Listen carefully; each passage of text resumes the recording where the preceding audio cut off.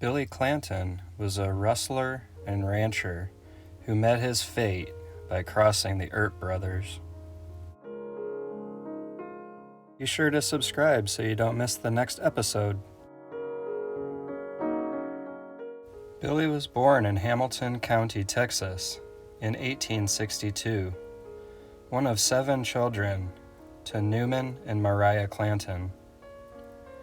His father, Newman, worked at times as a day laborer, a gold miner, and farmer, but by the late 1870s, he was a cattleman in the Arizona Territory.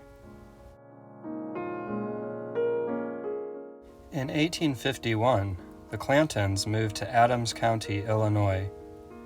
After that, they moved to California after the end of the Civil War. Clanton's mother died in 1866 when he was only 4 years old.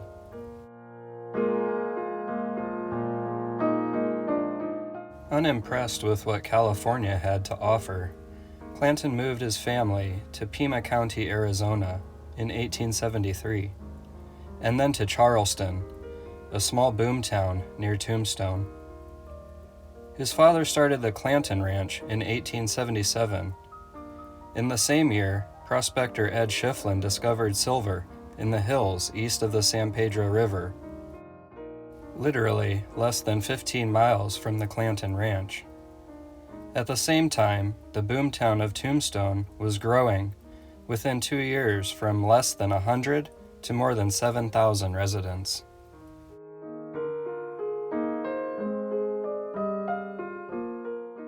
Billy and his brother Ike often went into Tombstone on the weekends, and he did business in Tombstone associated with the ranch, alongside the 2 McClory brothers. By most accounts, Ike was not well liked in and around Tombstone because he was a drunk and a braggart.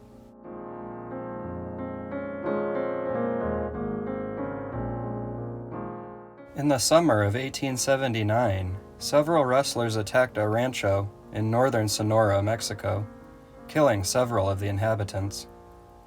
Hunting the murderers, Mexican authorities, led by Commandant Francisco Neri, illegally crossed the border into Arizona and were ambushed. Famous Johnny Ringo later said that Old Man Clanton and his sons, Ike and Billy, were among the murderers.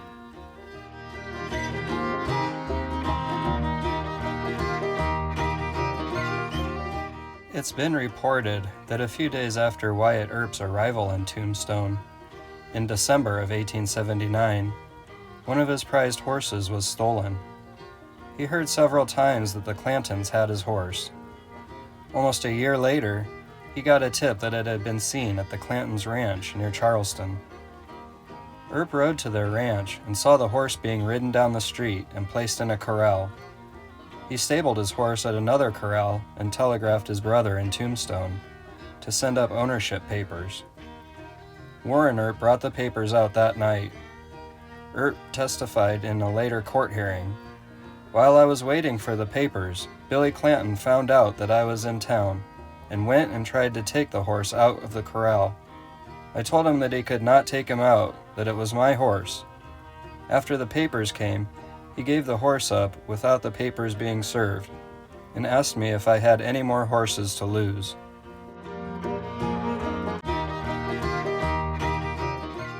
It was just a couple years later that tragedy struck the Clanton family. On August 13, 1881, Billy's father was killed in an ambush in Guadalupe Canyon by Mexican authorities. The Clanton sons continued operating the ranch. On October 25, 1881, Ike, Billy, and the McClory brothers headed to Tombstone after working to gather scattered cattle, lost during an earlier Apache raid. The events that transpired over that night and the next day have conflicting versions. The following version is an excerpt from okcorral.com.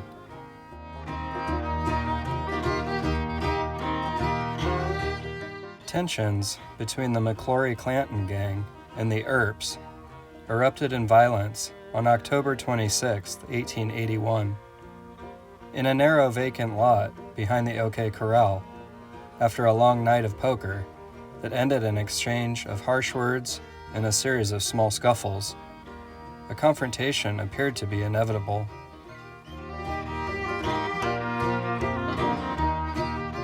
Throughout the morning, various members of the Vigilante Businessmen's Citizen Safety Committee volunteered to intervene in the conflict. But Marshal Virgil Earp, seeking to avoid the involvement of armed citizens, respectfully declined their offers. Instead, he sought Sheriff Behan's aid in disarming the Cowboys, who had now moved to the vacant lot behind the OK Corral. Behan, however, was unable to convince the Cowboys to give up their weapons, and unable to prevent the Earps and Doc Holliday from heading to the OK Corral to disarm the Cowboys themselves.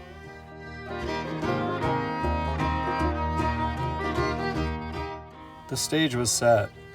As the Earps turned the corner and entered the narrow passageway between the Harwood House and Fly's boarding house, they met their rivals face to face.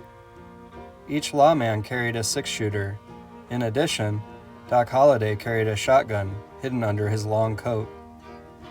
Less than 6 feet away from the Cowboys, Virgil called out, "Boys, throw up your hands. I've come to disarm you." Billy Clanton is said to have responded, "Don't shoot, I don't want to fight." To which Wyatt Earp allegedly said, "You sons of bitches have been looking for a fight, and now you have it." And bullets flew.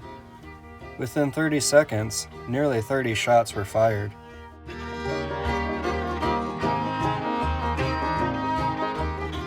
During the gun battle, Billy Clanton shot Morgan Earp through the leg, and Virgil Earp through the shoulders.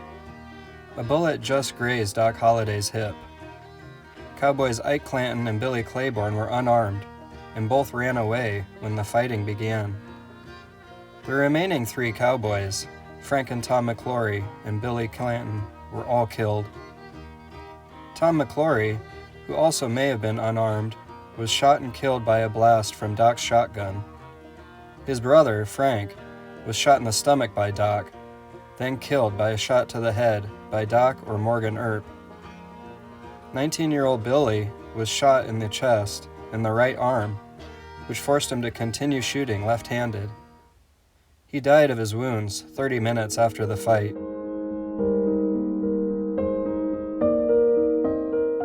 Virgil, Morgan, and Doc Holliday were carried home, treated by Dr. Goodfellow. Only Wyatt remained unharmed. As reported in the Tombstone Nugget newspaper on October 27th, the gunfight reflected one of the crimson days in the annals of Tombstone, a day when blood flowed as water, a day always to be remembered as witnessing the bloodiest and deadliest street fight that has ever occurred in this place, or probably in the territory.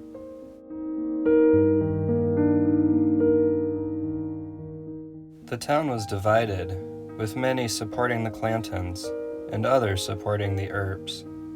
The funeral that followed was the largest in Tombstone's history, with more than 300 people following the hearse and 2,000 watching from the city sidewalks. The 3 Cowboys were buried in Boot Hill Cemetery. Thank you so much for watching today. Be sure to check my playlist for more great videos, and don't forget to hit that subscribe button so you don't miss the next episode. Have a great day.